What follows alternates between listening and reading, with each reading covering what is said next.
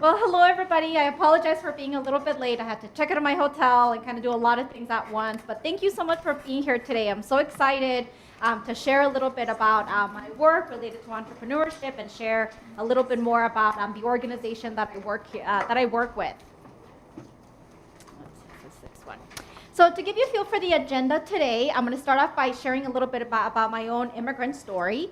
From there, I'm going to talk about the organization I work with called Immigrants Rising. And then from there, I'm going to dive into these alternatives to employment, and I'm going to give you some tips on how it is that you can start earning a living as an independent contractor or as a business owner. And then after that, I'm going to end with this concept of this undocu hustle. Let's see.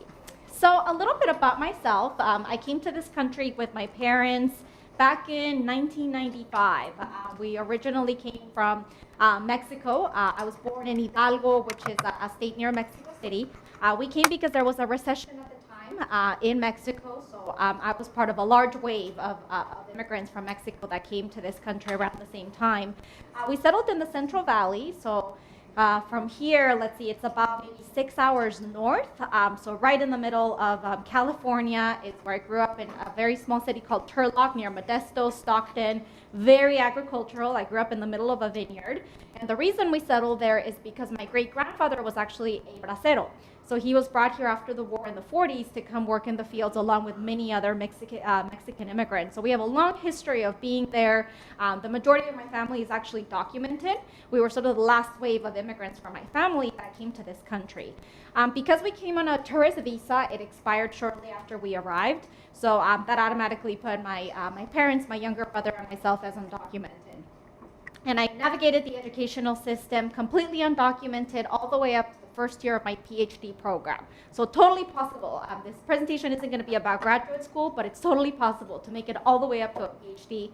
And this was almost over a decade ago when I was going through this. So you're all very fortunate that a lot has changed in the past few years with lots of advocacy efforts that have really helped undocumented students pursue higher education. But when I graduated, so I graduated from high school in 2005. So no one knew what an undocumented person was. I disclosed my immigration status, and most teachers just said, oh my God, we have no clue how to help you. Like, nobody knew what was going on.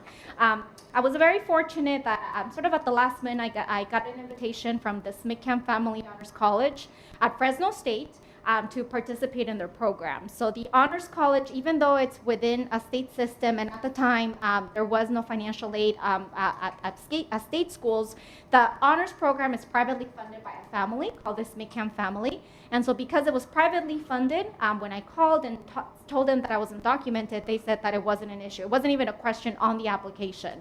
If I met all the other requirements, I could get the scholarship. So the McCann Family Honors College is still available to this day. It's a full ride up to Fresno State. I was there for 4 years, ended up majoring in math. I'm a huge math geek. I've always enjoyed math. Since I was a little girl, my dad really encouraged me to just enjoy math from a very early age. It's what I do now. I make a living crunching numbers, so I'm like a huge math geek. And then after I graduated from college, I knew that I wanted to continue with graduate school. I think I became kind of fixated with this idea of being undocumented. Like, I wanted to understand, why? Why am I undocumented? Why are my parents undocumented? Why are there 11 million undocumented people in this country? Because it really sucked. It totally sucked. Having to figure out so many things on my own with no legislation, basically having to plead to be able to get access to education. And of course, my parents having so many challenges, not speaking the language, being undocumented. I just wanted to know why. So then I thought maybe if I studied economics, politics, kind of a combination of things would help me sort of understand, and then hopefully be part of a future solution. So that's why I thought graduate school. So I applied to a few master's programs. At the time, PhD was out of the question. I called a ton of universities, and the way the funding structure works for PhDs is that they're funded by a research assistantships, TAships that typically require work authorization. And at the time, there was no DACA, so I didn't have work authorization, social security number, a driver's license. And so I sort of put the PhD off for a while. I ended up getting accepted to a few master's programs in Canada, Mexico, here, and I chose to stay here. I was briefly in New York working on a master's program, but it didn't work out because I couldn't get all the financial support I needed to do the program. So I came back, and when I came back is when I came across Kathy Jin, who's the executive director of this organization I work with. At the time, it was called Educators for Fair Consideration. And the big question that I had when I approached Kathy, so the organization initially looked for scholarships for undocumented students in the Bay Area. And when I joined, the big question was like, what are other undocumented students doing, like after they graduated from college? I mean, at this time, there was a lot of advocacy efforts to get undocumented students to college, but then what? Like, what do people do without work authorization, without social security numbers, such as myself? So I embarked on a project where I interviewed other undocumented individuals, and then I did a lot of research. So I published a guide called the Life After College Guide for Undocumented Students, which came out in January of 2012, and it provided information about graduate school, professional school, and these alternatives to employment through entrepreneurship. So all throughout, basically after I graduated from college until I became a DACA recipient, and even a little bit later, I worked exclusively as an independent contractor.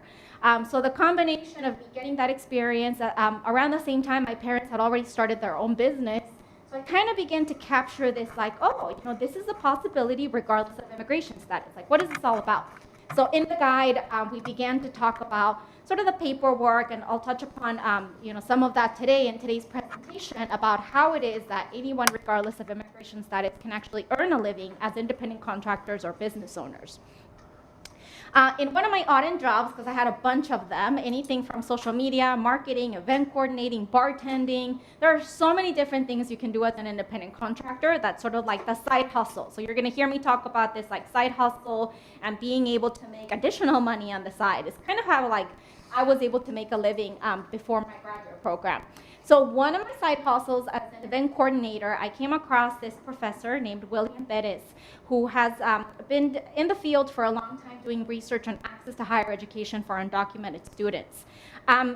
He shared that the university where he was a professor, which is Claremont Graduate University, one of the Claremont colleges, actually had created a fellowship for undocumented students interested in PhDs. And so when we met, it's like, oh my God, I'm interested in a PhD. So we connected, and I ended up getting invited to apply to this fellowship, and that's how I started a PhD program, also around the beginning of 2012. So I moved from the Bay Area to LA, and then along the way, I picked up a master's in economics, and then just a few months ago, I finished my dissertation, and I just completed my PhD in education policy back in December, so 6 years later. And throughout that time, I've really been really interested in these alternatives to employment, really as kind of both on the research side, looking to see, you know, how it is that individuals are able to benefit from these opportunities. So my dissertation looks at the number of immigrants, both undocumented and documented, that are pursuing entrepreneurship, and sort of the economic factors that contribute, and then also the economic benefits to individuals to pursue entrepreneurship. But on the advocacy side, my work for the past few years has really focused around informing the community about these alternatives to employment, so that everybody is aware that these opportunities are available, irrespective of DACA, irrespective of an immigration reform. While we all would love for something to happen on a more long-term basis, these alternatives to employment is something that anybody can pick up at any time. So that's sort of what I've been doing over the past few years with this organization called Immigrants Rising. I'm going to start by showing you a brief video so you can kind of get a feel for the work we do. By the way, this is our website. You can find all our resources. Everything I'm going to talk about today is accessible here under our resources page. But let me see, and I hope like the sound and everything works nicely.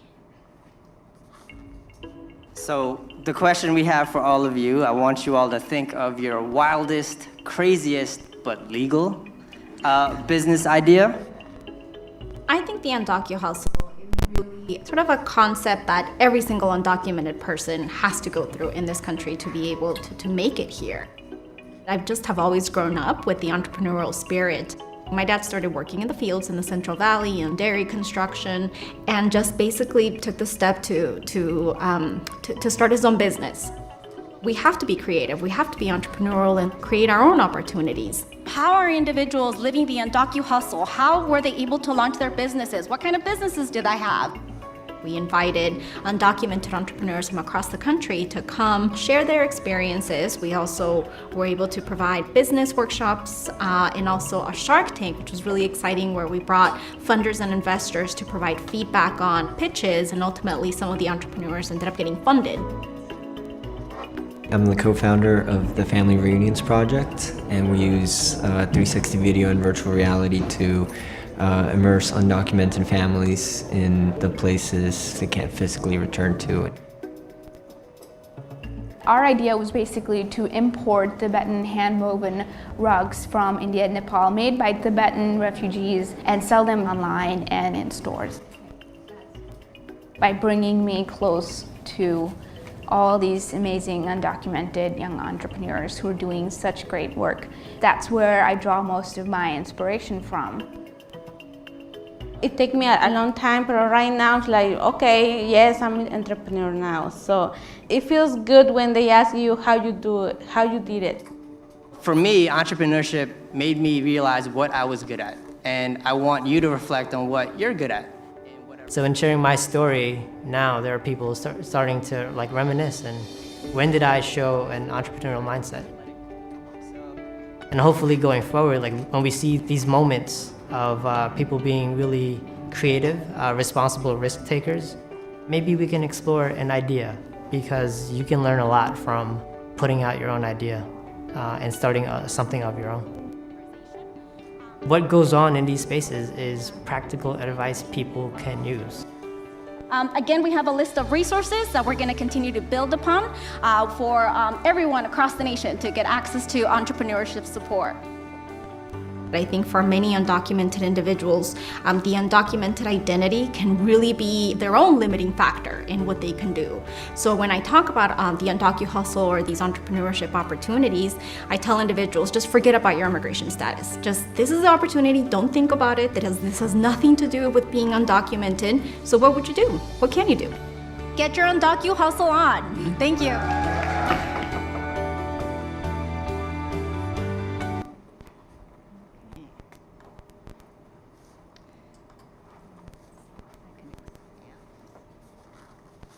So hopefully that gives you kind of a sense of sort of how we think about entrepreneurship and its connection to immigration status, specifically being undocumented. So a lot of the folks that you saw here are a combination of DACA recipients and documented people, formerly undocumented people that we try to bring together to create a network of undocumented entrepreneurs from across the nation. So before we dive into a lot of the content, I want you all to take a few, maybe a couple of minutes just to think about a couple of examples of your own family being entrepreneurial. I think that oftentimes one of the challenges that I have when I speak to people about entrepreneurship is that most people don't even consider themselves to be entrepreneurs. For example, my parents, they've been successful business owners for almost 2 decades now, and they would never say that they're entrepreneurs or they have any expertise, when it's like they've built really successful businesses. And oftentimes just the experiences that we all have as immigrants really have forced us, our families, to think about an alternative to employment because of whatever reason that is a limiting factor in being able to join the employment market. So if I could ask you just for a minute to think about some examples of your own family, of parents, friends that you may have heard, that you may have examples of doing entrepreneurship. It could also be yourselves. I've heard of lots of great stories of folks helping their parents sell goods at the nearby flea market, or somebody selling scrunchies, or somebody selling candy like in school at an early age. So I'll take you a couple of seconds to think about that, and then I'll take a few volunteers if anybody wants to share. Yeah. So my mom and dad, when they migrated here, they worked in agriculture. So I consider them entrepreneurs because my dad started working freelance construction. So then he started doing his own construction business. And then my mom, she from agriculture, she started her own cleaning business. And this year she just got the certificate, one of the prizes, your actual name of your district. The DBA. Yeah, the DBA. Oh, nice. That's awesome. So I consider her an entrepreneur, and for myself, I upcycled clothes and resold it, and I made profit out of that. Nice. So I want to work something towards that, like entrepreneurship business. That's great. You already have the entrepreneurial spirit. Something like on my own, and they inspired me because they wanted a better future for me. That's awesome. Thank you. Thank you for sharing. Other examples? Yeah. Well, my mother started a house cleaning business back in the 90s too, and she moved here for a while freelance. Also, I myself do like freelance landscaping. Where it's like not necessarily like just whole house kind of like doing it with machines and stuff like that, but more like planting gardens and taking out weeds and things a lot slower, but still it's been pretty good. Awesome. Thank you. Yeah. I'd just like to say that it's really inspiring to see my family, my aunt and my mom currently right now, they kind of go to kind of like Torrey Pines and all those fancy complexes over there by Encinitas and La Jolla. And sometimes here around the Oceanside Vista, there's they just like look in dumpsters and they find semi-new things and just sell them. And I think that's amazing because my aunt, she just bought like a truck, new one, and that's what they do. They just go around. Pretty inspiring. That's awesome. Thank you. Thank you all for sharing. And I hope that you all continue to sort of have that in your mind, that, entrepreneurship is not Mark Zuckerberg, Elon Musk, these like big people that are making this big business. It's actually happening. Like either you're doing it or somebody very close to you is doing it. So it's something that's actually part of already who we are. It's just a matter of like activating that docu-hustle or that entrepreneurial spirit. So now I'm going to share a little bit about the organization I work with, Immigrants Rising. As I mentioned, Kathy Jin is the executive director of the organization. And this organization has been around for over a decade. As I mentioned, it started off as providing scholarships to undocumented students, but it's now evolved into providing lots of services. We have lots of programs. A couple of the ones I'll mention, we do have financial support for undocumented students to this day. We have lots of leadership opportunities in the form of fellowships. So we bring in people and we train undocumented individuals in the several areas that we work with. I specifically run the Entrepreneurship Fellowship, which the application is just about to open in the next 2 months. And the idea is that we train you to give these kind of presentations. We train you in creating new resources that at the same time you kind of bring back to the community. We have lots of resources in the form of guides, webinars that you can download for free. We have pretty much a guide, if you could think of a guide about DACA, a guide not having DACA, the Life After College guide, guides for like graduate school, professional school, guides for educators, guides for parents in multiple languages. So we have like an overload of like guides and resources. In terms of the services, we give these presentations. I also highly recommend you take a look at the Immigrant Legal Intake Service.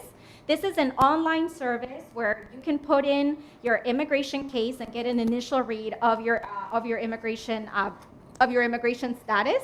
We have a group of lawyers and also a group of fellows that get trained to review immigration cases, and we've actually found, I believe it's about 30% of the individuals that submit their case actually have an immigration remedy that they didn't know about, because oftentimes it's really expensive to see a lawyer, it's really expensive to get an initial read of your immigration case, and it turns out that you could actually could have some type of immigration solution for your case. So I definitely recommend you use that. It's available nationwide. It's all online.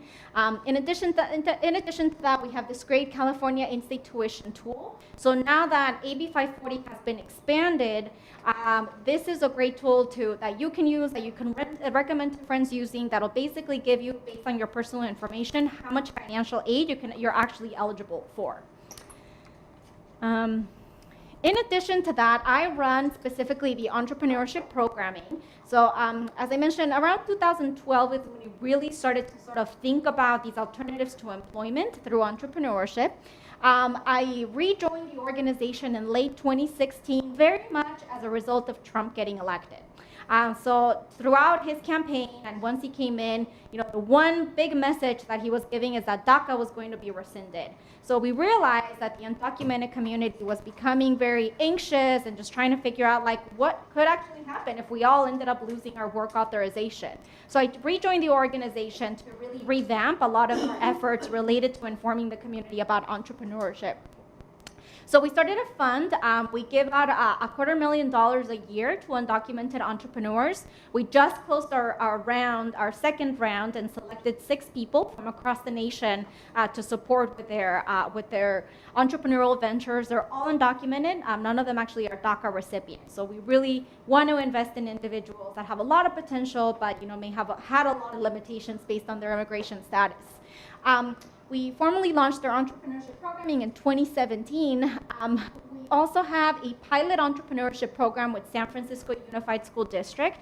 So since DACA got rescinded, individuals who already had DACA could renew their DACA, but no one else could get DACA. So as of last May, every single high school student that graduated from college cannot apply for DACA. So it kind of hit us that we really needed to go into the high schools to help high school students be informed about these alternatives to employment, really just to give them hope that that there are opportunities and that there are ways for them to use their skills, and that it is beneficial to go on to college, because then people can actually make money based on whatever they're studying. We have this pilot program. We also host an annual festival of undocumented innovation where we bring together undocumented entrepreneurs from across the nation. We just held our Festival of Undocumented Innovation in Miami, so be on the lookout for next year. We're trying to make it in different places throughout the country, so if you're interested in joining, definitely stay in the loop. We also have this Entrepreneurship Fellowship. These are all our entrepreneurship fellows. We have fellows from Chicago, from Texas, from Miami, from LA, and from New York. And the idea is that these folks are helping us do research at the local level. So with entrepreneurship, it's very much based on like state policies, and I'll talk about sort of what California has to offer. But we wanted to bring in folks that can help us do the research so we can be well informed at the national level about the opportunities related to entrepreneurship. Again, the applications for these fellowships, all our fellowships are paid opportunities. And the only one that's actually open outside of the Bay Area is the entrepreneurship. So if you're excited about entrepreneurship, definitely apply to the fellowship. Lastly, we're trying to launch our podcast, where we want to feature stories of undocumented entrepreneurs, stories of like family members of people that are doing their businesses that oftentimes nobody knows about. So we're trying to launch our podcast this year, although we've been saying that for a couple years now. So we have lots of entrepreneurship resources. They're all a combination, for the most part, they're all webinars. So these are pre-recorded webinars that we have done that you can access on our website. Most of them also come with like a handout that you can read along as you're watching the webinar, or you can also choose to download the complete guide. The complete guides have lots of links and other resources depending on the topic that you're looking at. And so for the purposes of today's presentation, I'm mostly going to touch on like a combination of what's the introduction to working for yourself, ITIN, CINs, and taxes, and choosing a business structure, but it's impossible for me to like go into a lot of detail. So I recommend you go back and watch. These are about 45-minute webinars that to really sort of soak in the information. You can pause it, take notes on anything that you wanted to know more about. And then in addition to that, with the help of our fellows, we've been able to do many other entrepreneurship webinars with lots of topics. So right now, we just finished retirement options for immigrant entrepreneurs. So the next 6 webinars are actually going to be live. If you want to join in, ask questions to the presenters, that's going to be the next 6. And the next one we're doing is going to be in Spanish. So if you want to invite like your parents or other individuals that that may be Spanish speakers, we're going to do basically this presentation I'm giving, but all in Spanish with one of our fellows. And just the business model canvas, highly recommend that. They're going to walk you through this like great tool for you to help you think about a business called the business model canvas. Highly recommend you take a look at that one. And of course, all the other ones, just to keep informed about all these entrepreneurship topics. Okay, now I'm going to dive into these alternative ways to earn a living through entrepreneurship. I am going to stop in a couple of slides for questions because it can be kind of technical. There's a lot of information I'm going to throw at you. And again, I highly recommend you go back to the webinars, and all this that I talked about in way more information is included in the webinars and in the guides. But for the purposes of today's presentation, I'm mostly going to focus a lot on what it means for you to work for yourself as an independent contractor. You may have also heard of consultants, freelancers. This is all sort of in the bucket of working for yourself. After that, I'm briefly going to touch upon what it means if you're interested in incorporating as a business. A sole proprietorship is basically an independent contractor who has incorporated as a business, and I'll show you what the process is to do that. I'm also going to briefly touch upon the limited liability corporation or the worker cooperative model, because we really think this is a very effective model for a large group of individuals who want to get together and do business. It's really, really exciting. So I'll end by talking about that. The webinar about choosing a business structure talks about there are lots of ways to incorporate as a business. There's partnerships, C corporations, S corporations, and the list goes on and on. So this is just sort of to give you a basic introduction about like some of the most popular business structures. So the first thing to understand is this intersection of entrepreneurship and immigration status. So the way this works is that most of you may be familiar with IRCA, which was the last amnesty that was passed in '86. I know a lot of my family members benefited and adjusted their status through the last amnesty. So at the same time that IRCA adjusted the status of millions of undocumented people, it wanted to prevent any other undocumented person from coming into this country to work as an employee. So along with IRCA in '86, the I-9 system was established. So the I-9 system is basically a form that does require work authorization on a social security card to work as an employee in this country. So those of you that may have had work authorization, you are definitely asked if you want to work as an employee, you have to have green card, work authorization. You have to show proof of that. You have to show proof of your social security number. However, it left an exception that individuals who wish to come to this country to invest, to start businesses, do not have to go through the I-9 system. So the IRS created a separate system called kind of like the W-9 system that is specifically set aside for independent contractors, business owners, and investors. And the sole reason for doing that is for taxes. So the IRS controls all these sort of alternatives to employment and make sure that people pay their taxes. That's the whole reason why this works. And the reason that exception was left in, and again, this is federal law. So every single state has to abide by this law. So every single state allows anyone, regardless of immigration status, to earn a living as an independent contractor or business owner. The reason it left this exception in is because lots of foreigners, undocumented or not, actually come to this country to invest, to start businesses, and the U.S. totally welcomes that. They're like open arms for anybody who comes to this country to make money. The U.S. welcomes, which is why these two systems are kept separate. So that's why the IRS does not communicate with DHS. It's like totally different systems that work together. DHS is very strict on employment. Employment you cannot do if you do not have work authorization, if you don't have DACA, if you don't have a green card. That you can definitely not do, and that's where you get like immigration raids. All they're looking for is for individuals who are working without work authorization. So that's really strict.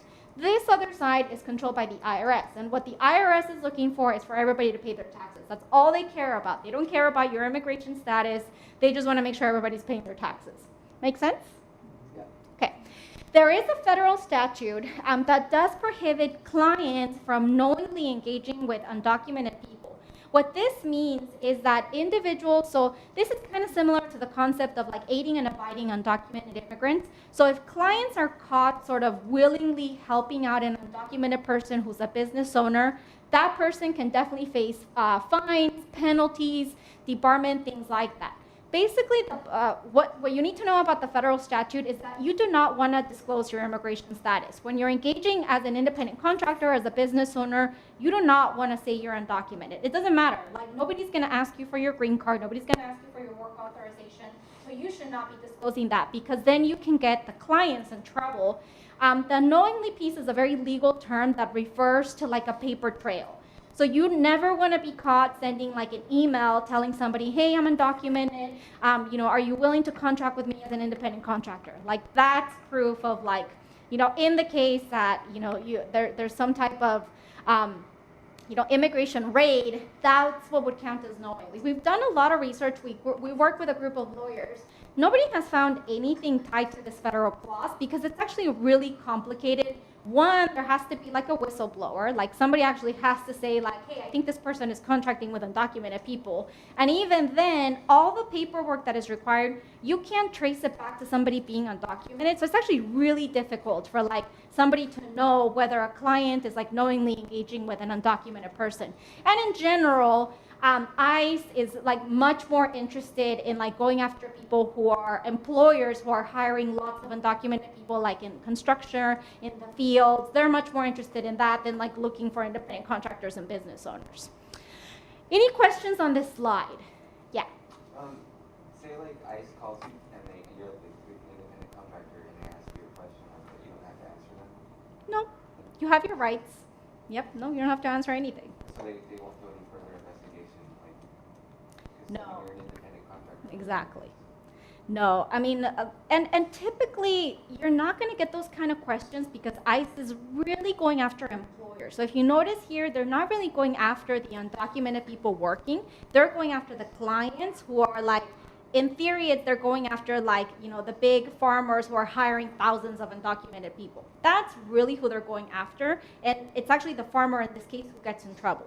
Same thing with the independent contractor would really be the clients. And it's really difficult for like ICE to sort of think about like, I'm going to go after some company that's contracting. Like, it's just kind of like really difficult to narrow that, which is why we have not found any cases of like this federal statute coming into play.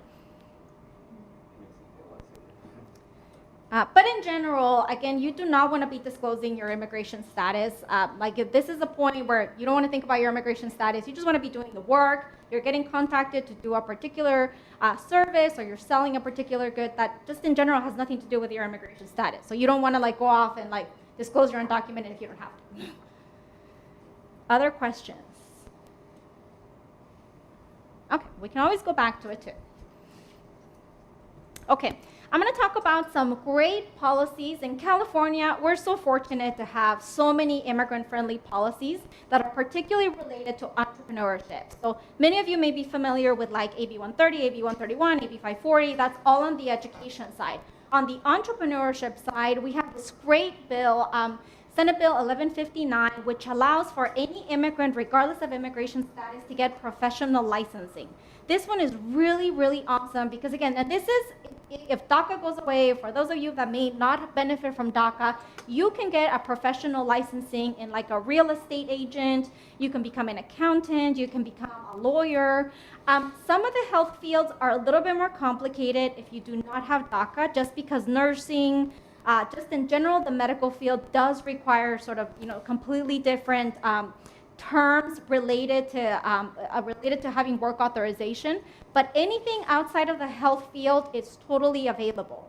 And just to give you an idea of how you combine professional licensing with entrepreneurship, so SB 1159 stemmed from a case of Sergio Garcia, who became the first undocumented lawyer in the state of California.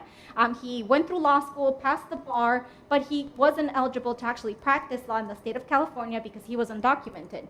So he sent his case to the California Supreme Court, and they allowed him to practice law. From that case, it stemmed here. So Sergio Garcia was never eligible for DACA, so he went off and started his own law firm. So that's kind of how you combine a professional licensing with either, however, you know, once you're able to get your license and whatever it is that you want to do, you can then work as an independent contractor for another company. Some examples, law firms hire a lot of independent contractor, like lawyers, accountants, lots of people that are not employees. They're just here, like they just get contracted to do a very particular type of work. In the case of law firms, a law firm could be specializing in like public services, but they need somebody that specializes in like special education. So they'll contract a lawyer to work specifically on that. So that's the way that works. Same thing with like accounting. Sometimes right now we're in tax season. Oftentimes a lot of companies will contract accountants and tax preparers to like meet a demand. So it's just like kind of a short period of time. But you can totally turn that into starting your own business in any one of these fields. I've heard of a lot of my friends going into real estate. It's relatively easy to do in terms of like the certifications you need to get, the exams, and it's a really good way to make like additional income on top of like whatever it is that you're also enjoying. But any type of professional licensing is available to anyone, regardless of immigration status. And I have heard of a lot of cities Also translating a lot of their like exams. There's like some certification that you may need for a particular license. I am hearing that there's like been like a big push to translate documents so that more people can get access to the certificates and licensing. Recently signed legislation. So just this year, starting in January, these 3 pieces of legislation went into effect. AB 2184 mandates for every single city in the state of California to accept the ITIN to file for a business license. So this came about because there was some research done that apparently a few cities were not accepting the ITIN. They were mandating for people to present a social security number. So this bill was introduced and it was signed by the governor. We also have SB 946, which legalizes street vending in the state of California. There are still a few restrictions on a city-by-city level, but it's kind of like a blanket legalizing street vending. We also have AB 626, which allows for the sale of home-cooked meals. I know that my mom has sold home-cooked meals like outside in the park, so now it legalizes that up to a certain amount of income per year. So again, all this is kind of connected with the entrepreneurship of a lot of people that do this for a living, either selling the home-cooked meals to friends or family or like as street vendors. So a few basic guidelines related to independent contracting. So independent contracting is very different from working as an employee. You can't just sort of switch your job that you have as an employee to like becoming an independent contractor. There's very clear guidelines called the common law rules that were established by the IRS. The reason there are rules is because independent contractors, unlike employees, have to pay self-employment tax. Independent contractors have to pay for their own health benefits, retirement. So typically if you work as an employee, your employer pays for a portion, maybe all of your health care, pays for a retirement account. As an independent contractor, you're held responsible for paying all of that. So what some companies have done is they're actually exploiting workers by categorizing them as independent contractors to avoid paying all these other benefits. So the IRS, if there's one thing that the IRS does is they will definitely audit, and they audit companies all the time to ensure that everybody is categorized correctly. The reason you need to know that this is important is because you have to be responsible for knowing the kind of work that you're doing is indeed independent contractor work and not employee work. I know that in my experience, a lot of folks would prefer to have a job, and it's much easier to sort of apply for a job and get it. But if somebody doesn't have work authorization, you really got to think about how do I turn this position or this opportunity into something that looks more like independent contractor, so that you don't get fined, so that the clients you're working with don't get fined in the case that you're miscategorized as an independent contractor when you're actually doing employee work. So that's where all this takes effect. And to give you a couple of examples, so as an employee, you have a continuing relationship with an employer, meaning you probably come in at 8, you clock out at 5, you're maybe on payroll, maybe you get some overtime. As an independent contractor, you can work for multiple clients, and it's actually recommended that you work with more than one client. Otherwise, it starts getting suspicious that maybe you are doing employee work. As an employee, you typically have tools, materials that are offered by your employer. You probably have an office. They'll probably give you a computer, things like that. As an independent contractor, you are the one responsible for your own office space. You're responsible for your own tools. As an employee, you can quit at any time. Most jobs are at will, meaning if you get bored of your job, you can quit the next day. That's it.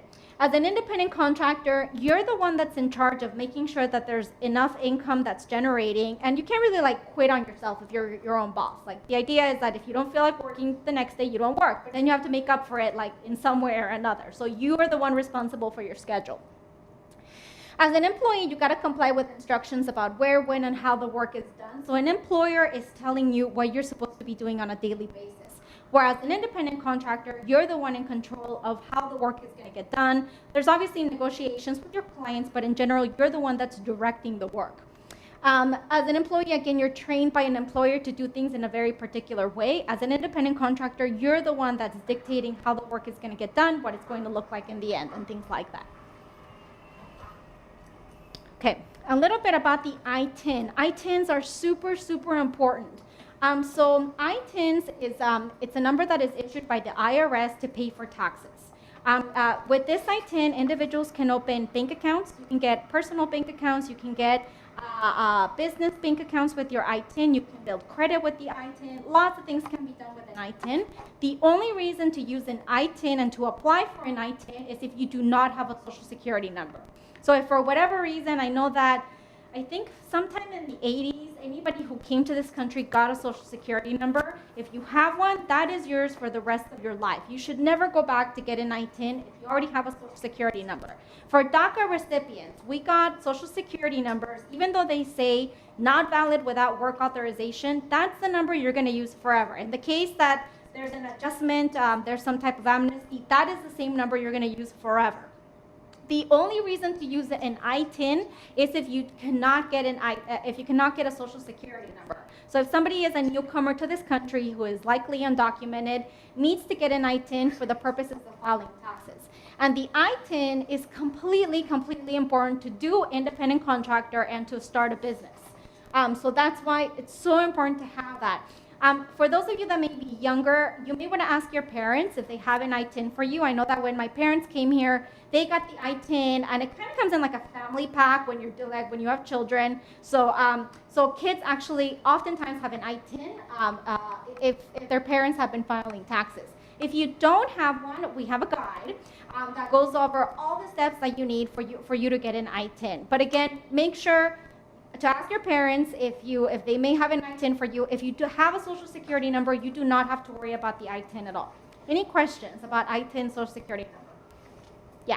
So just to clarify, if you have DACA, that's the number you use versus the ITIN? Correct. Okay. That's the number you're going to use. Even if, say, your DACA expires, something happened, you can't pay for it, that's the same number you're going to use for all this independent contracting, starting a business. You will never go back to using the ITIN.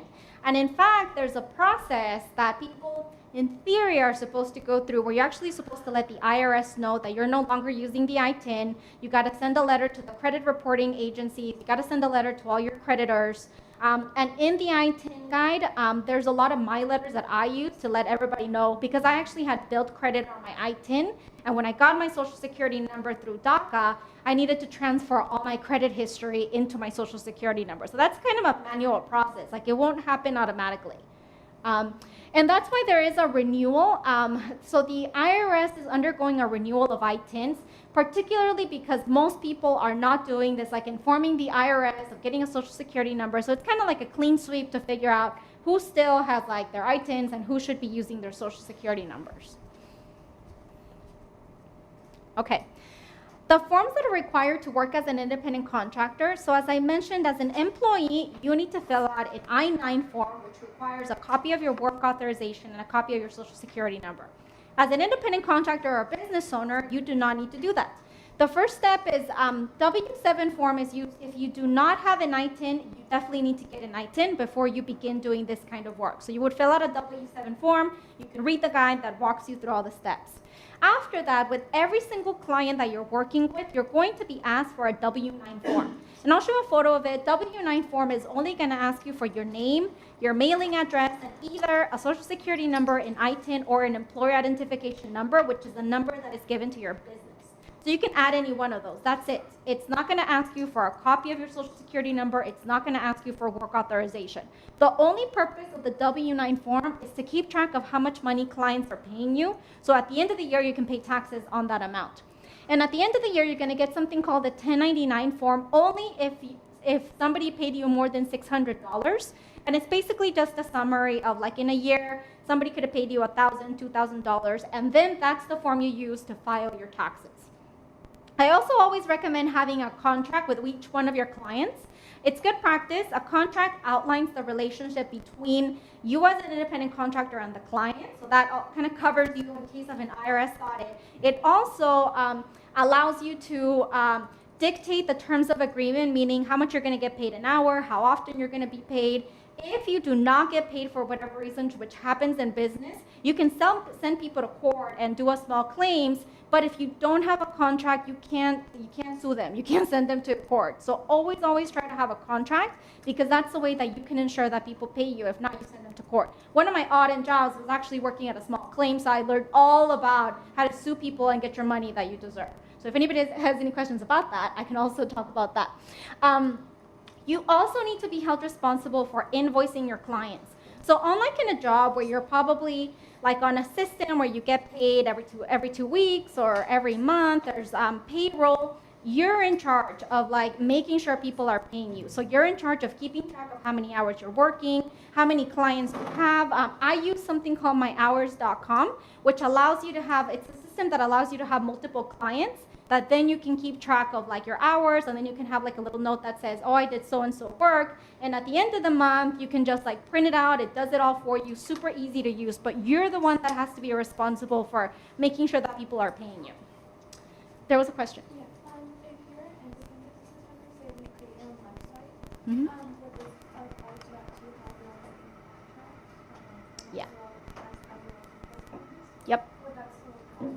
Yep, any business. If you start a business, you're likely going to have multiple clients. So I always recommend keeping, very close tie of like every single one of your clients, because oftentimes you can have a client that's maybe like a 3-month contract. So you want to have like in the back of your mind, I have 3 months here. Maybe you have another one that's a full year of a contract. So you always want to keep like everything kind of in your mind as to how much money you need to be generating. You may be good with this like one client, but then later on you think, oh, this contract is about to expire, so I should probably start looking for more clients.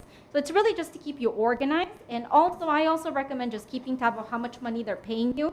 Sometimes the 1099s get lost in the mail, and you still have to report all the money that people are paying you in your taxes.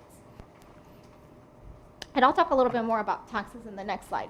So this is just a few screenshots. All of these forms are available online. You always want to look on the top right-hand side for the latest. They always put a date. The last time they revised the W-7 was 2016, so this is the latest one, but you always want to be using the most current form. The W-9, I actually think they just revised it, so I may have to go back and change it. They make very minimal revisions, but the W-9 form, just so you see, it's just your name. If you have a business name, this is the same form if you're working as an independent contractor, as a business owner, if you have a partnership, if you have a corporation, everybody uses the exact same form. And it's just to capture your mailing address, and then here it's your social security number, ITIN, or employer identification number. So this is where, and that's it. Then you sign it and date it, and that's all you have to do. And you give one of these to each client that you work with. And at the end of the year, what's going to happen is that you're going to get, if somebody paid you more than $600, you're going to get back the same number of 1099s as the number of W-9s that you gave. So in a year, I give out about 10, 12 W-9s for a combination of my independent contractor work. At the end of the year, I get a bunch of 1099s back, and I'm kind of waiting in the mail. And then I also get W-2s back for my employment work. And I put it all together, and that's how I file my taxes. And I'll talk a little bit more about that in the next slides. This is what the 1099 form looks like. You are not responsible for the 1099. Your clients are responsible for keeping track of how much money they're paying you, and they send you the 1099 at the end of the year. And again, it's just a summary that says how much money they paid you. Questions? I know that's a lot of technical. Yes? So say some clients, like for example, working with like Latinos are hesitant to fill out those forms, and you tell them it's actually a legal business process. Then what would you say? You can't like force them. I mean, as long as you say, there's no work authorization tied to it. This is all tax purposes. And the best way to do that is that everybody has to pay their taxes. Like, I'm probably more afraid of like an IRS audit than like an ICE raid. Like that's how like in my mind, I have to be very cautious of how I'm keeping track of my money and making sure I'm paying our taxes. Like somebody once told me like Al Capone didn't get caught for anything he did except not paying his taxes. So that's the way you want to talk about it, that it's like the IRS is like so good at their job at making sure people pay their taxes that you don't want to get caught in a situation where like it's been years and you haven't paid your taxes, and the IRS will come after you, and they will freeze your bank accounts, and they will like go make your life hell if you don't pay your taxes. So that's the reason to fill out the W-9 and 1099. It's not whether you want to or not, it's that you're ultimately going to get caught if you're not processing, and it's just for taxes. It has nothing to do with immigration status. It's all for tax purposes. Would it be the same process if you're self-employed? Like, would you fill out your own form and say how much you need from you, or how would that be? No. So you're the self-employed, I'm your client. I'm the one that's going to tell you to fill out a W-9. It's actually in the client's best interest to give a W-9 form, because otherwise me as a client, I'm held responsible for paying that amount of money on taxes. So if I pay you $10,000 to do my job as a self-employed person, if I don't mark that, there's still evidence that I paid you $10,000. If you don't pay the taxes, I'm held responsible for paying taxes. So in most instances, the clients are going to give you a W-9 form. Like, you're not going to have a choice. Like, as soon as they contract you, they'll say, great, send me your W-9 form.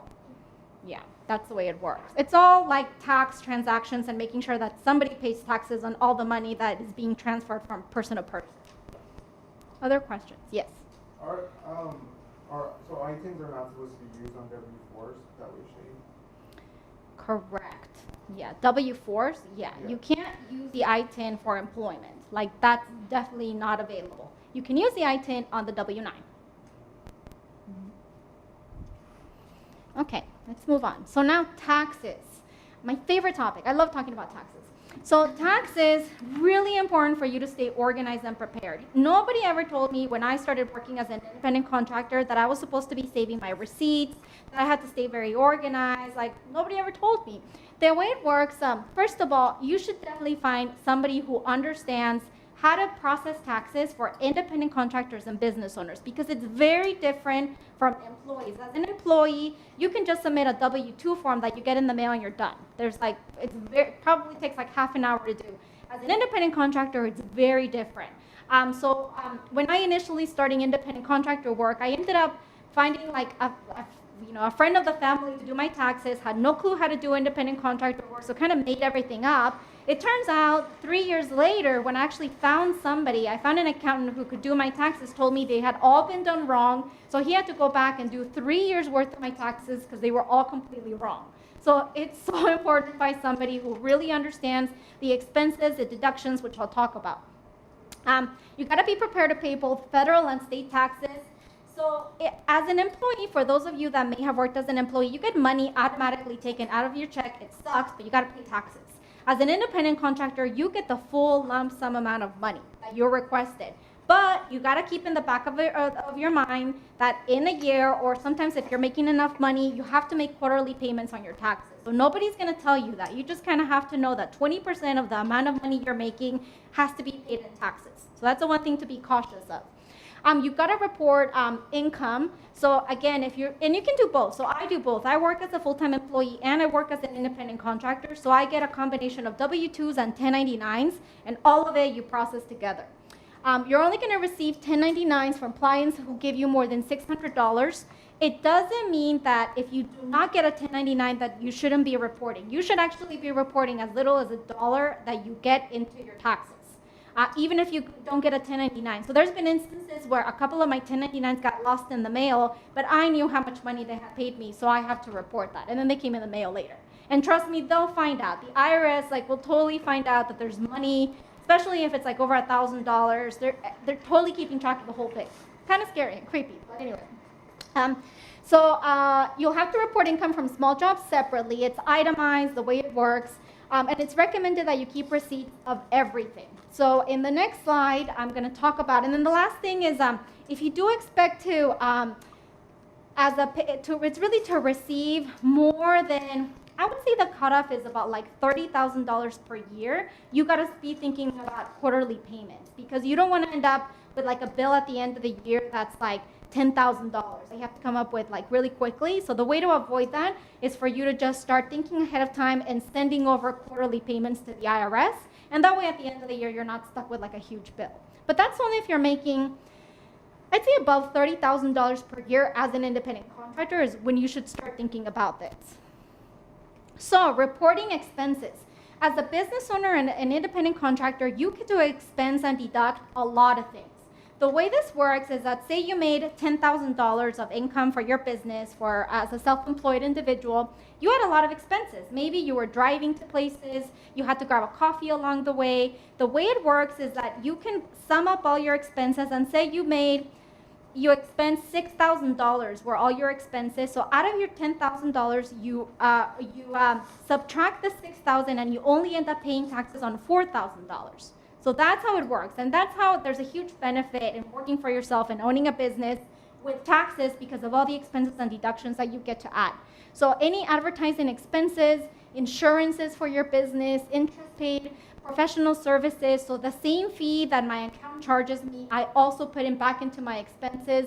Some of the biggest expenses I do is meals. You can expense 50% of all business meals. This is coffee, lunch, dinners. And my big ticket items are, you can expense a square footage of your apartment or wherever you live. So I do the home office expense. I also do a mileage. So if you're driving from place to place, you can also expense, it's about 54 cents per mile that you can expense on your taxes. Any flights, hotels, all of that can be part of your business expenses. Other ones are just any interest, like any interest on like a business credit card, on a student loan. And you can also get a tax benefit for tuition. If you're paying any amount for your schooling, that also gets expensed in your business expenses. So really, really, what this involves, you have to be very, very organized. So I have a ton of apps that help me run this whole thing that I do. So I use an app called Foreseat. And you can look up, there's a ton of apps to help you keep track of receipts. So before I sort of jumped into technology, I had literally boxes and boxes of all my receipts because I'm terrified of getting audited by the IRS. So I have like a whole stack of boxes. Then I found this cool app where you can take a picture of your receipt and you can categorize your expense. So I do expenses for my job. I do expenses for like a bunch of different clients that I have. So this app allows me to coordinate all of that together. And then at the end of the year, I just have like a really nice summary online that I present to my accountant. There's also an app for mileage. There's a bunch of apps where you can automatically track your mileage. Otherwise, it's really complicated, and I've done this to like go on Google Maps, figure out the distance, figure out how many miles I was driving. Just use technology because it's much easier, and then just keep track of that. And so just staying really organized, and this is all in the case of an IRS audit, you're gonna be asked to present all this evidence. So I'm like obsessed with making sure every single receipt is like accounted for, and that there's something on my calendar that actually corresponds to like me having like a business engagement. So that in the case of an IRS, thankfully it hasn't happened, but I'm just like overly cautious of like making sure that all my money is like in place and that all my taxes have been paid. Any questions? How long should the receipt be kept for? 5 years. I'm still keeping it longer, particularly for like my immigration status. I just have it in the back of my mind. If there's an adjustment of status, the number one thing they ask you for is your taxes too. So I just like, I'm worrying on the side of caution and just making sure like everything is ready in the case of some type of, and I don't know, maybe I'm making it up, but no, I'm pretty sure like in the case of an adjustment of status, I can show evidence that I've actually been paying my taxes for a long period of time. So I'm keeping everything since like I first started making money. Yeah.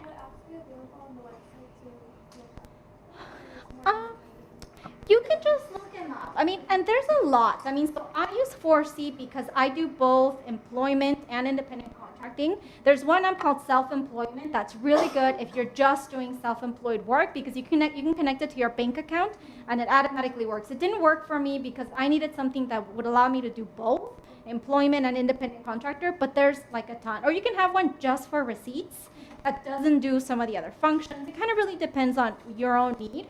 There's one that already has, I think the self-employment already comes with the mileage one, but I couldn't use that one, so I needed an extra mileage one to like keep track of my other mileage. So, because I'm doing both. So in my case, I really just recommend, this is what I do when I can't sleep at night. I just like look at random business apps because there's so many cool things that like I didn't even know were there. Once you start doing the research, you'll see that there's lots of really cool features and apps that can help you with your business.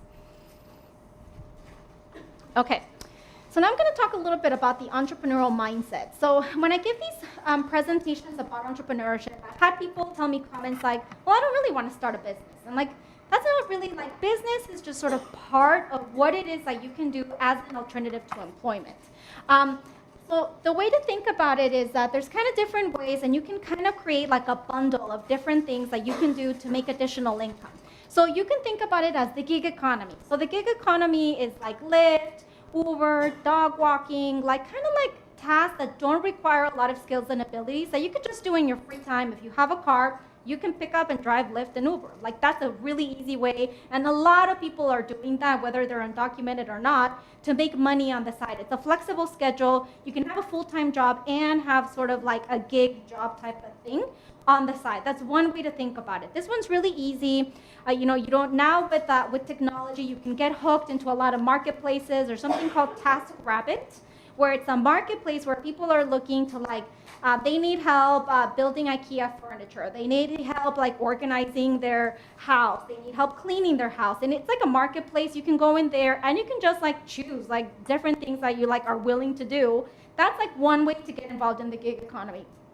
Another way to think about it is that you can get paid as a consultant, as a freelancer, with some type of skill, ability that you can either gather like as you're pursuing your education, whether it's college, whether it's graduate program. You can start acquiring skills and abilities that then you can begin to charge a lot of money for. This does require, you know, in the case if you want to be like a freelance lawyer, you obviously have to go to law school. I charge money for my skills as a researcher that I developed along my PhD trajectory. So I get paid to do survey design, data analytics, data visualization.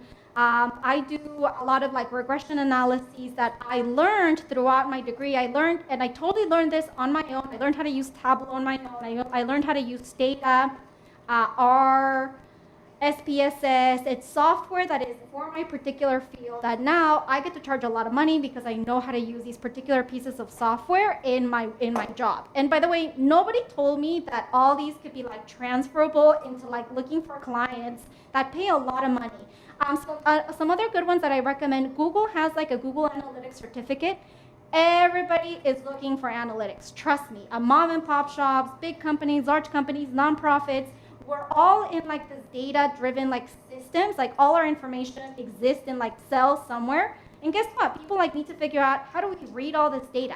Google has a certificate. I think it involves some type of like a few hours that you spend on there. At the end of that, you get a Google Analytics certificate, and you can go off and like post it out on Craigslist, and boom, you can get contracted to do data analytics. This can be on top of whatever else it is that you are doing, that you're pursuing as a major, as a field of study. It's like these added on features that you want to get on these like kind of like waves. Like I remember I started my social media consulting business when Facebook ads were just about to like get popular. So I took like a crash course on like Facebook ads, and like it turned out to be like I ran a whole business that I knew nothing about, that I randomly just like found on Craigslist, put up a bunch of ads on Craigslist, and I had so many clients within like a day of just like people who were looking to like learn how do I have a presence in social media.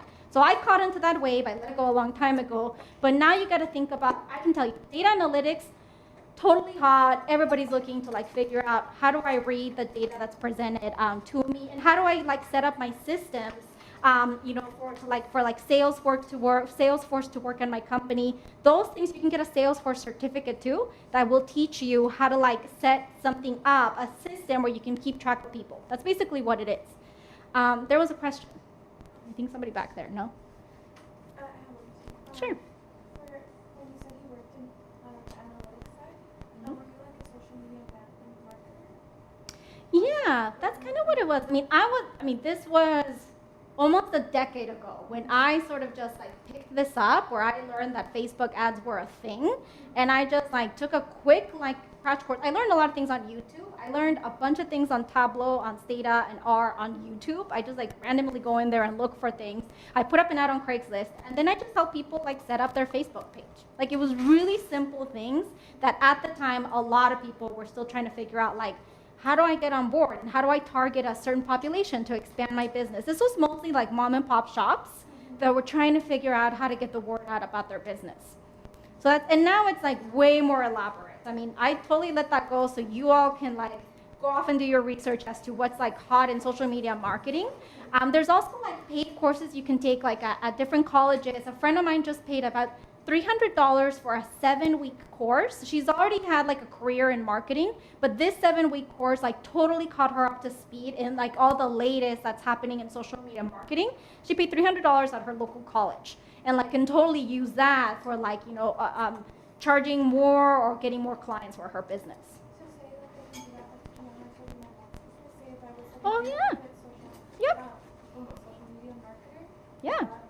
Totally. You can start off, and then the nice thing about starting with like a family member is that you build a portfolio, and you can showcase your parents' business as like, you know, once you start building like a profile or a website, you can use that as like your clients. So that's a great way to start like a clientele base with like friends and family. So that's the way sort of to think about it. So again, it's lots of different ways to think about entrepreneurship. You can pick skills along the way. You can become a consultant or a freelancer with whatever field of study that you're in. And I'm going to give you an exercise where actually think about, like, based on your own field and study, anybody can do independent contracting or start a business in whatever major, whatever field of study you want to do. I guarantee you somebody's doing consulting or freelancing.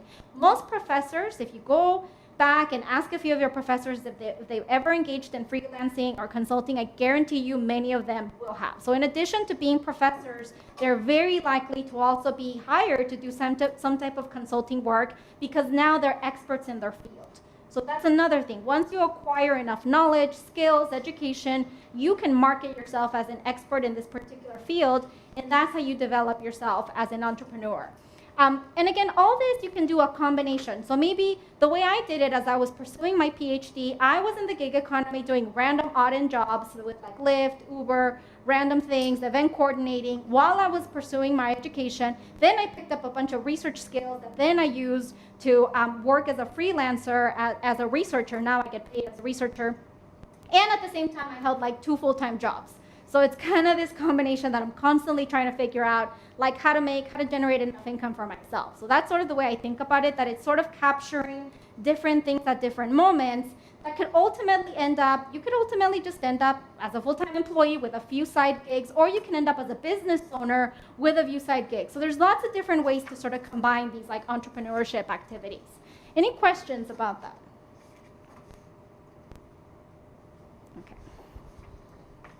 So a couple of tips to start earning a living as an independent contractor.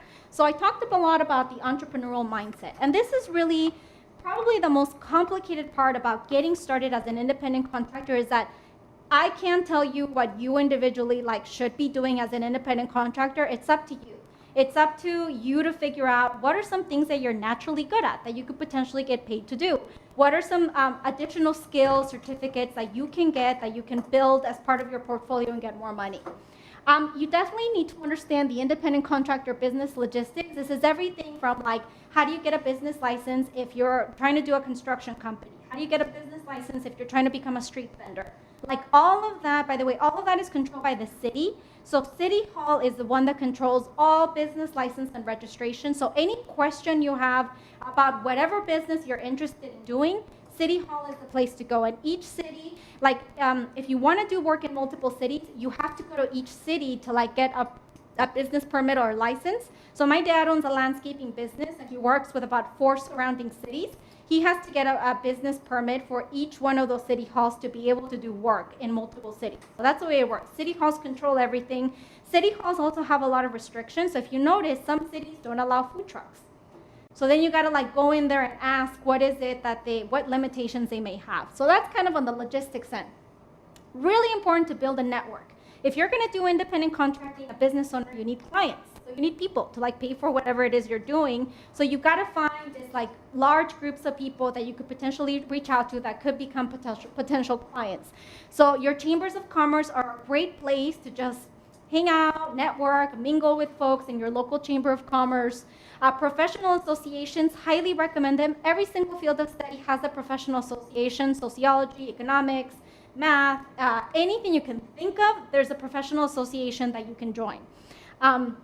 Other ideas, there's accelerators, incubators. These are, if you Google a business accelerator near me, I'm sure you're going to find one. These are just places where you can go where they will help you develop your idea.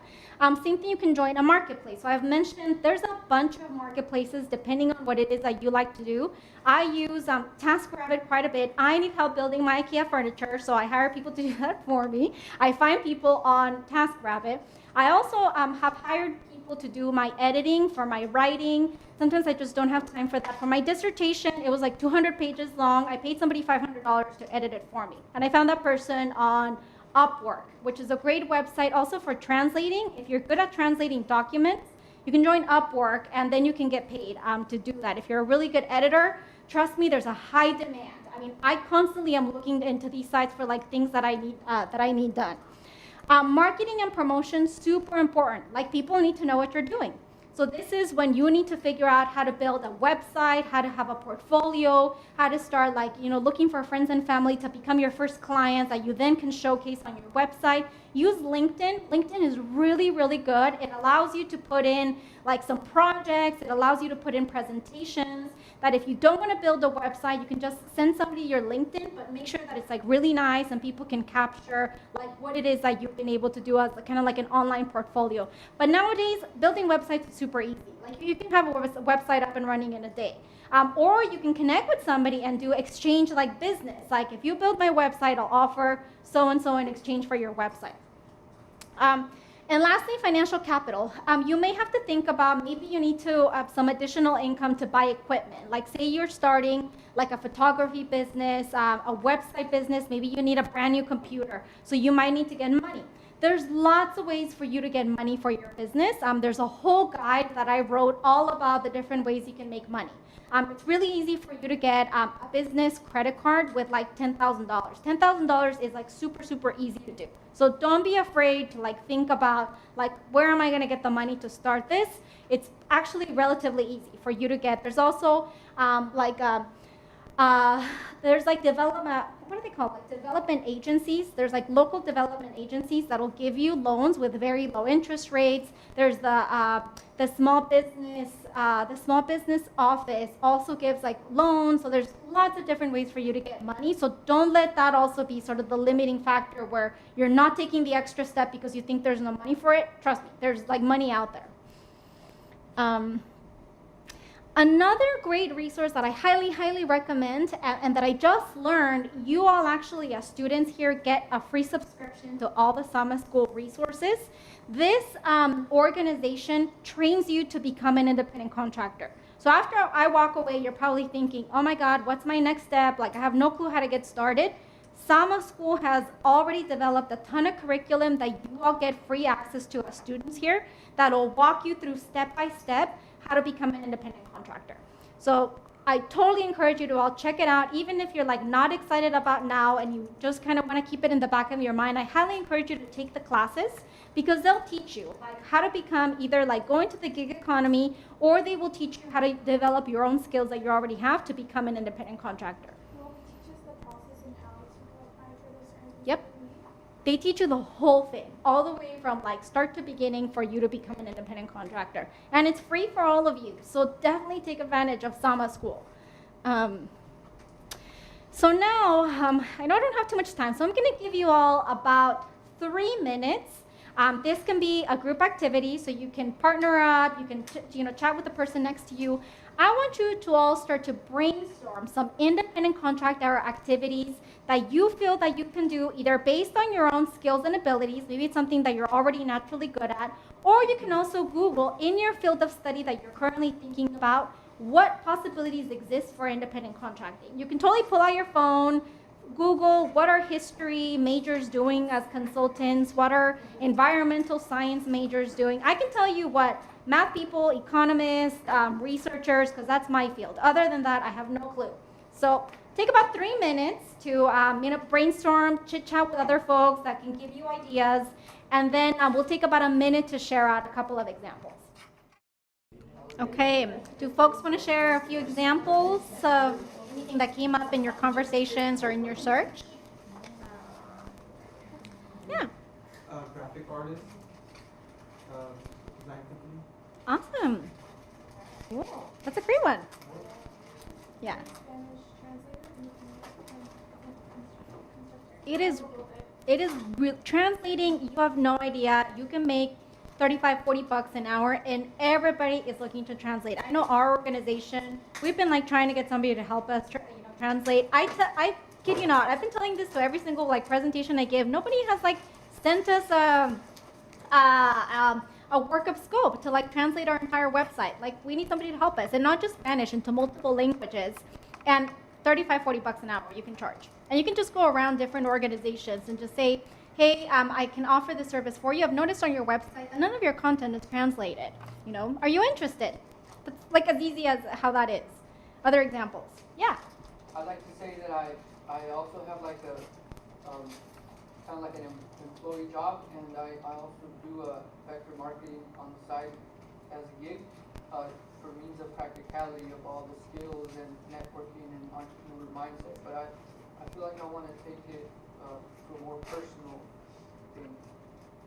Yeah, Awesome. and that's why I think the SEMA school is. It'll be really good. And then I'm going to give you other resources at the end. You actually have a lot of great local support that can help you launch an idea. So I'll share that with you. So Samas is just one for independent contracting.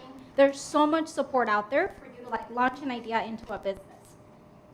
Other ideas that came up? Any partnerships, like business partnerships that you all identified? Like, in what sense? Like maybe you found somebody that can help you build a website.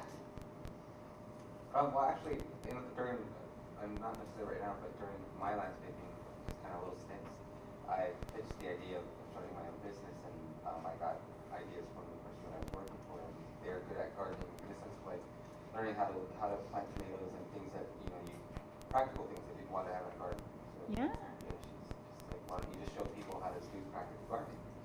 Absolutely. And sustainable agriculture is so hot right now. Lots of people are looking to have their own gardens at home. So that's definitely another market area that has a lot of possibility right now to think about.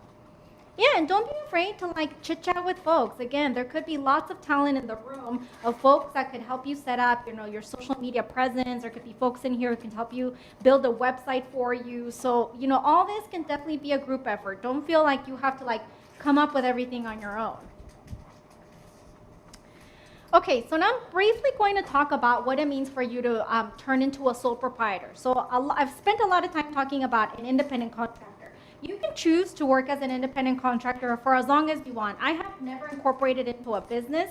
I lied. The social media consulting business, I turned it into a business, but then I let it go. The rest of the time, I've worked exclusively as an independent contractor, as a freelancer for my other research work. But say you're really interested to take it to the next level, so you may want to incorporate as a business. The first step would be the easiest one is sole proprietor, meaning that you own the business for yourself.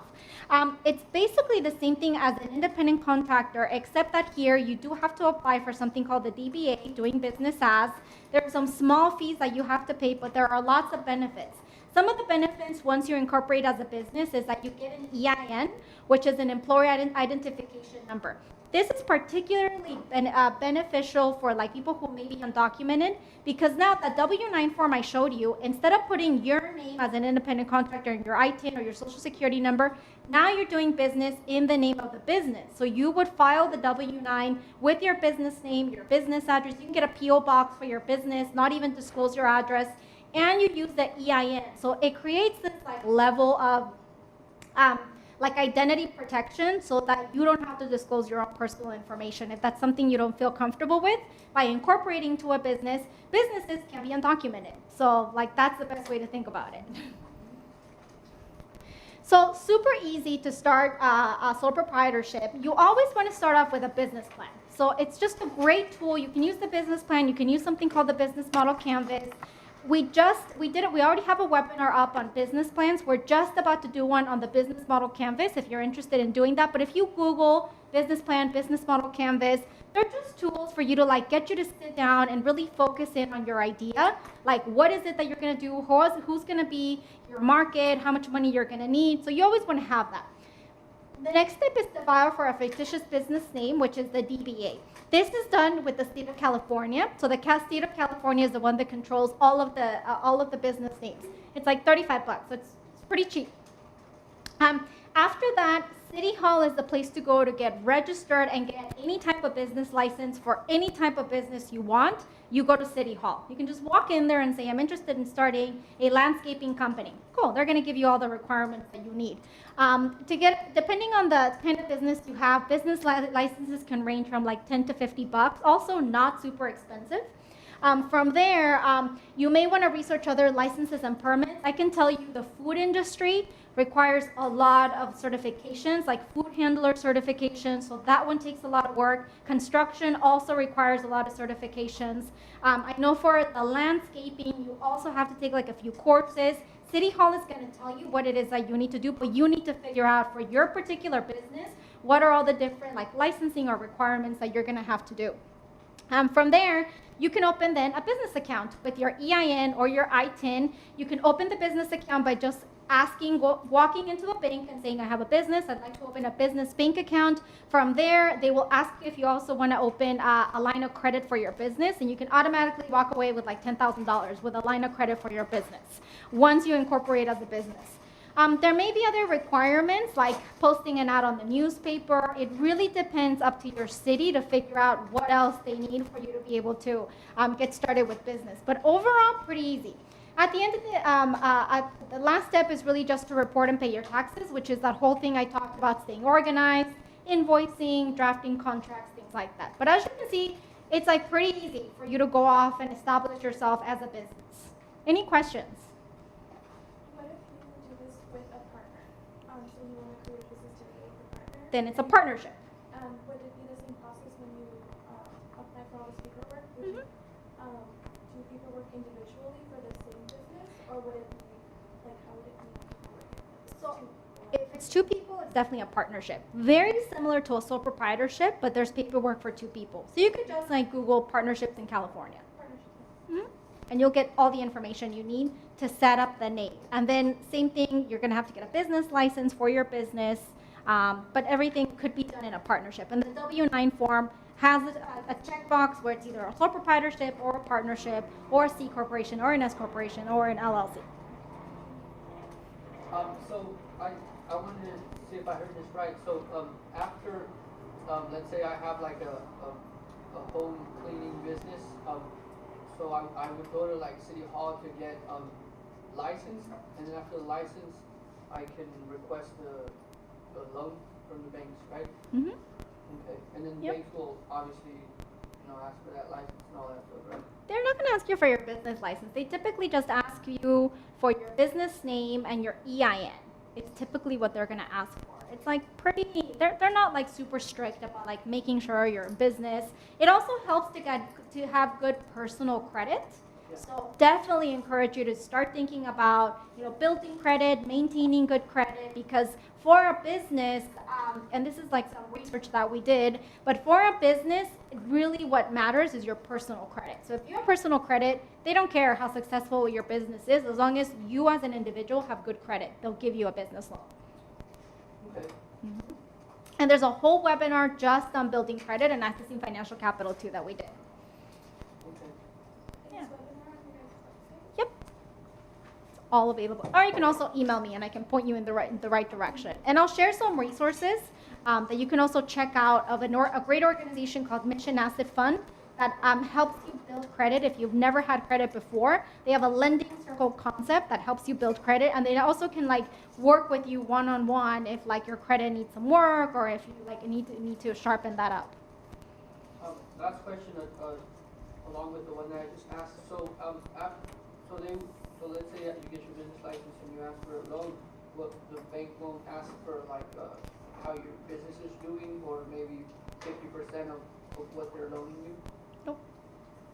Okay. And now, how about like untraditional loaning? There's lots of different ways to get your business, to get some type of business lending. There's like lines of credit, there's business credit cards, all the way up to like, like private equity, venture capital. I mean, there's a huge list that's out there. If you want to start off, I recommend doing like a business credit card. I find that most people are looking for startup costs of about $5,000 to $10,000, which is super easy to get through a business credit card. And they're not going to ask you a lot of tough questions. Sometimes you can get banks. I've heard of like stories of large banks not willing to lend for some discrimination issue. Oftentimes it's literally just discrimination. So you may want to go to your local bank, like a local credit union that is probably going to be a little bit friendlier. But I mean, that's just like, you can just walk in and ask for like, what are the requirements for a business loan or a business credit card, which are different. One's a business loan, one's a business credit card. And then from there, you kind of start learning about it. But in general, business credit cards are very easy to get with like in the $5,000 to $10,000 range. I mean, if you're looking for like $50,000 to buy like heavy machinery or equipment, you may have to, but even then you can walk into a bank and tell them like, I'm looking for $50,000 for my business. This is the kind of business I have. What can you do for me? And then from there, you can work with somebody that can support you with that. But it's typically just walking in and asking somebody, depending on the amount of money that you're looking for. Yeah. Will the business credit card give you the same type of credit on the IT number versus just like regular credit cards? So ITIN number I recommend using for personal credit. You can walk into a bank, open a bank account, establish your personal credit within ITIN. To do the business, I recommend using the ITIN to file for a business license, to get a business name, to then get the EIN, which is the employer identification number, which is kind of like the number used for the business. You're going to have a much better time looking for business loans once you have an EIN. The ITIN you want to use more for like your personal, and you may want to do that to start off. Like that's how I started off with my ITIN, building credit. From there I got a few other credit cards. Then that one time I incorporated as a business, it was really easy for me to get my business loan because I had already built credit on my ITIN. So that's a way to think about it. You kind of want to start personal and then evolve slowly into more of the business side. But I mean, you can even get enough. Maybe you're looking for $5,000 for your business. You can get that on a personal credit card. You don't need to do to the whole. It's like depending on how much money. This is why a business plan is so good, because then it forces you to think about like how much money do I actually need for my business. Depending on what it is, I can tell you $5,000 to $10,000 you can get in a day. Super easy. But you just like got to figure. But then if you need more, then you got to think about, okay, what do I need to do to make this happen? Mm-hmm.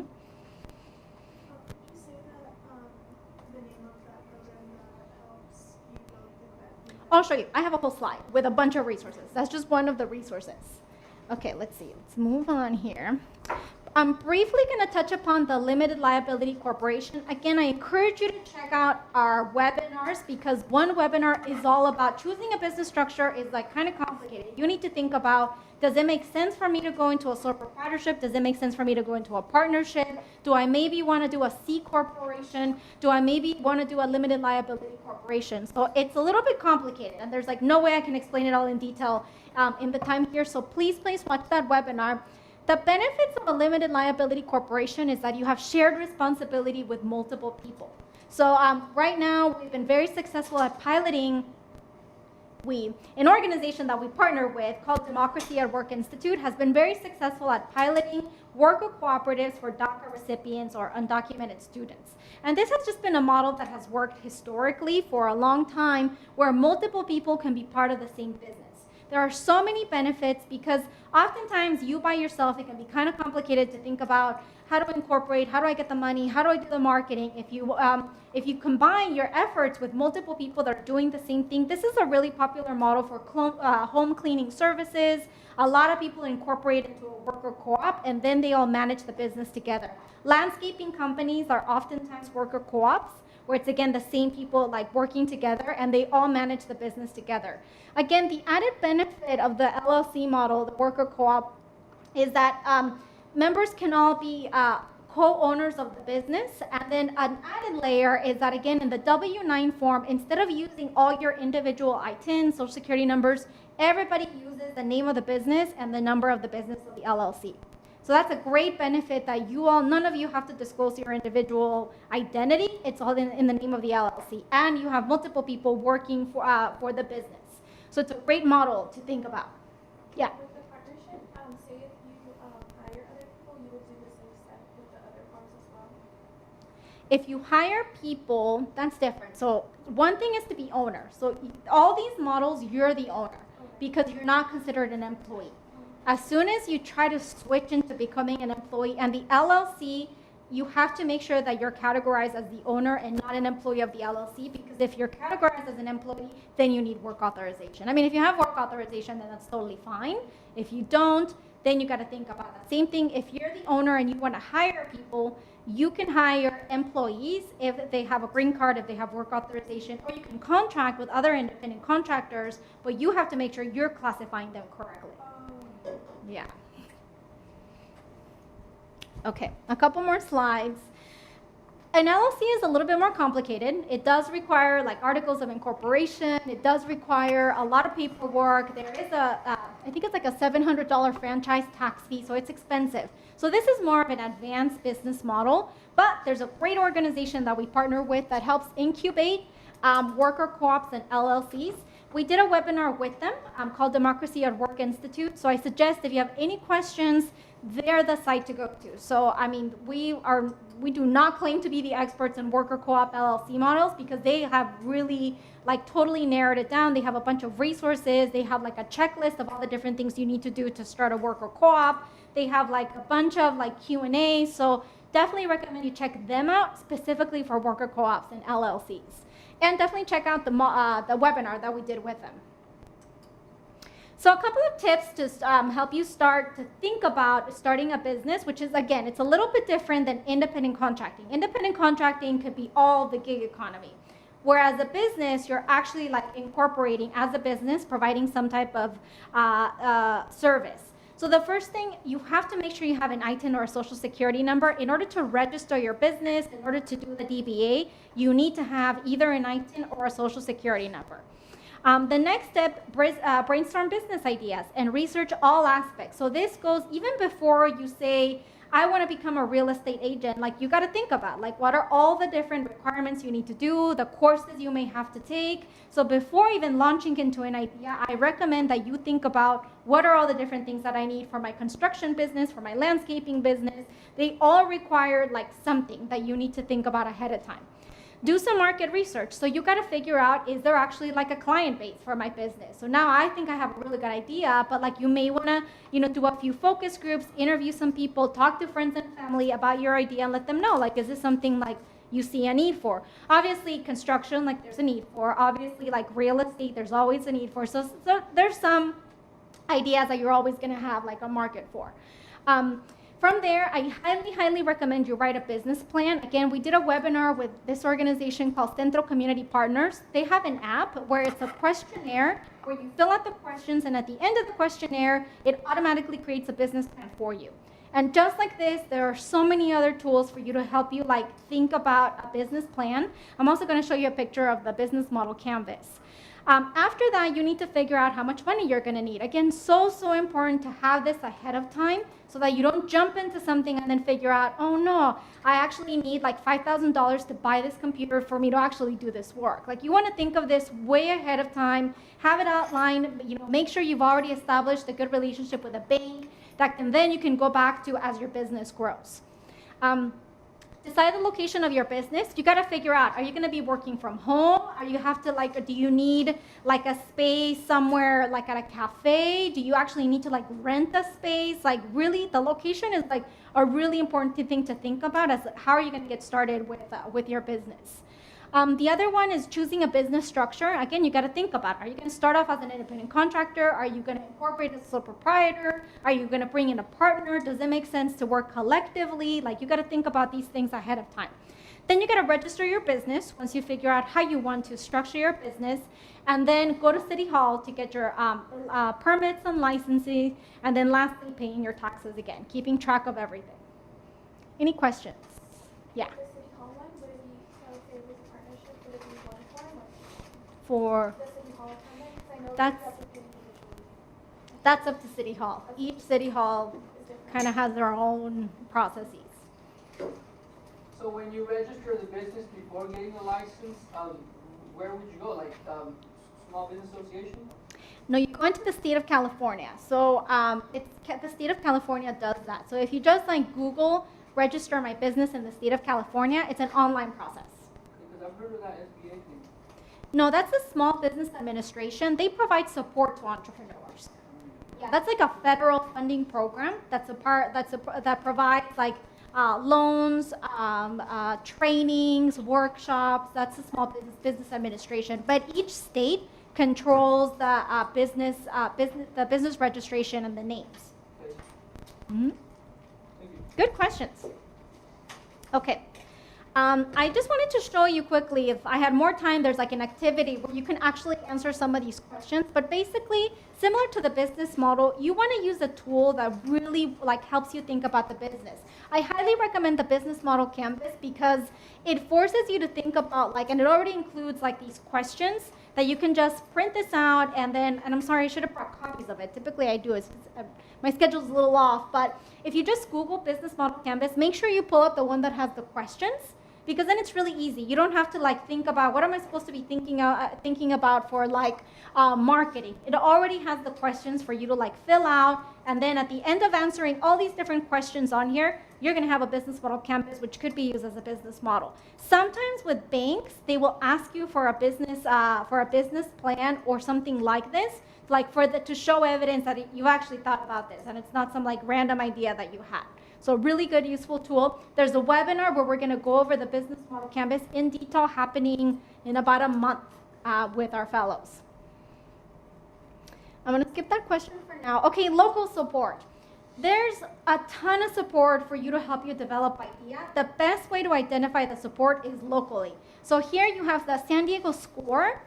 If you Google it, San Diego Score, they offer a lot of trainings, workshops on different types of like business activities. It's local, so definitely check that out. You have here at Miracosta College an entrepreneurship center. I just saw Christina walk in. Christina is a business professor here. So there's actually like a center you can walk into, and then you can walk into and have like a one-on-one session with people. You can schedule an appointment. It's here on your campus, correct? That it is on this campus. Here on campus, yeah. Perfect. Yeah. So take advantage of that local resource.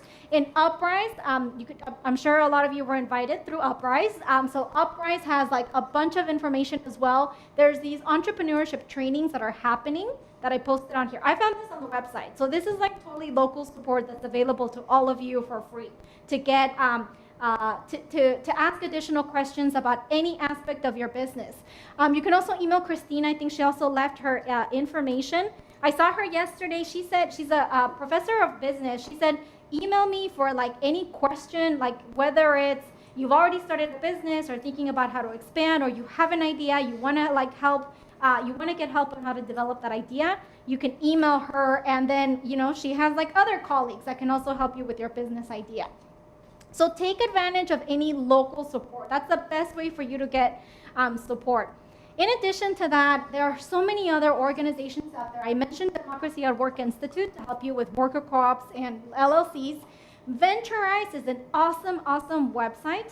Venturize.org is a massive data set of entrepreneurship support. The way it works, you put in your zip code, and it'll give you a list of all the local organizations that can provide you with support.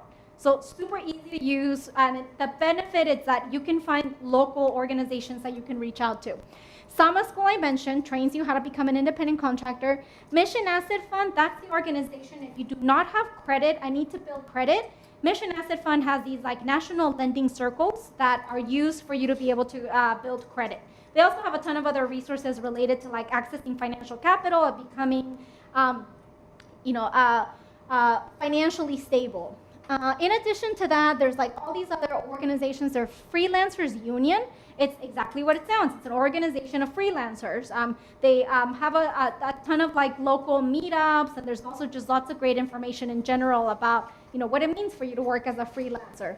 The Small Business Majority is an advocacy organization, but if you sign up for their weekly newsletter, they have a ton of webinars constantly, resources. I love getting their weekly newsletter for like a ton of up-to-date information of like the latest in policies related to entrepreneurship and also resources. So I definitely recommend you sign up for a lot of these listservs to get like up-to-date information. And that's it. The last thing I'm gonna leave you with is like this concept of the undocu-hustle that we've adopted, that basically means that I had to become an entrepreneur because I was undocumented. Like I didn't really have a choice. Like it was both for education, finding my career. Like I had to create my own opportunities because they didn't exist before. There were no scholarships. By the time that I was going through college, there were no career opportunities. There were no dream resource centers. None of this existed, which meant that I had to create my own path, my own opportunities. In addition to that, it's important to envision a different future. With entrepreneurship, you can really think about like, what is it that you would want to do that's not tied to your immigration status? And how is it that you can be planning for the future as you're, taking classes, as you're taking courses? Like, what is it that you can do? And you never know. There could be an amnesty. There could be an adjustment of status. So what are the things that you need to be doing now to prepare for the future? It's important to build a community. You can't do this by yourself. Trust me, it was awful when many of us thought we were the only ones that were undocumented and thought we were all alone. That's not the case anymore. So definitely, find the community that would support you, whether it's with a business partnership, whether it's like asking, somebody for help. Important to advocate for yourself and on behalf of others. With immigration, you all know we are totally in limbo right now, and it really takes each and every one of you to make a difference in immigration issues. The reason DACA passed is because a group of undocumented people got together and figured out what the President of the United States could or could not do. It wasn't legislators, it was a group of undocumented people that did that. Same thing with SB 1159. We testified in front of Congress to make sure that a law like that could be set in place. AB 130, AB 131 were all people coming together to create these. They didn't exist a few years ago. So I definitely encourage you to think about what is it that you can do to be part of the advocacy efforts, whether it's getting together and starting a club for entrepreneurship so that other people that are not here today can get access to this information. Something as simple as that will really make a huge difference. And then don't be afraid to ask for help. There's so much support. You should not think that you are doing this all by yourself. Rely on each other, meet each other, figure out like how you all can come together. Maybe you all want to start a worker co-op and provide some type of service to folks around here. You have great resources, individuals here on campus that can definitely help you, whether it's the entrepreneurship side or access to higher education.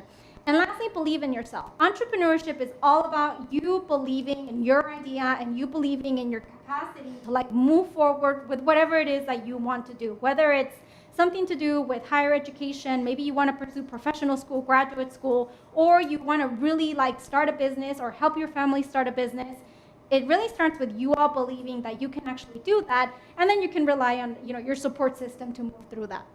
So that's sort of what the Undocu Hustle is, and that's it. I leave you with my contact information. You can feel free to email me. You can follow me on social media. I said this last night. I'm not kidding. I don't sleep, so I just post stuff online all the time about entrepreneurship. I post a ton of stuff about money, about fellowships, where to get money for your business. Is a lot of things. Right now, I just posted something about our fellowships on my Facebook. You can also join our Entrepreneurs at Immigrants Rising Facebook group. It's a network of immigrant entrepreneurs. In case you have any questions about a business that you'd like to ask, you can join that. Thank you very much.